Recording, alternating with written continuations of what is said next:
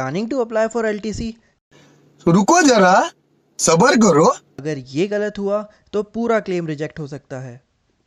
As पर CCS LTC rule 1988, family की definition में कौन इंक्लूडेड है कौन नहीं, चलिए देखते हैं। सबसे पहले spouse, only one. Condition of dependency is not applicable in the case of spouse.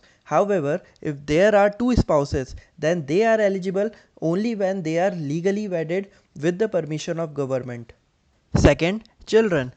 20 अक्टूबर 1988 के बाद सिर्फ दो, step childrens and children taken as ward भी शामिल। इसमें सिर्फ दो कंडीशन है, वो अनमैरिड होना चाहिए और गवर्नमेंट सर्वेंट के ऊपर फुली डिपेंडेंट होना चाहिए। मींस उसकी सैलरी जो है वो 9,000 पे कम होना चाहिए। यहाँ पे एज रिस्ट्रिक्शन का कोई क्लॉज नहीं है। जैसे मेडिकल रूल में 25 की एज लिमिट है, वैसे there is no such clause in LTC रूल्स. In case the second child is twins, then all three are eligible for LTC. Next is parents and step parents. इसमें joint income देखी जाती है।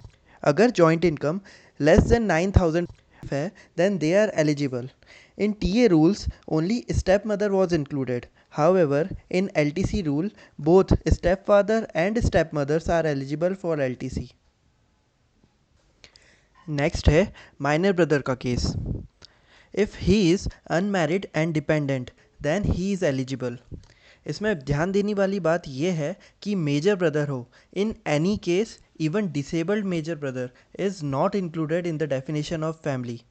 Totally opposite to that, in case of sister, unmarried, divorced or widowed, minor or major is included in the definition of family.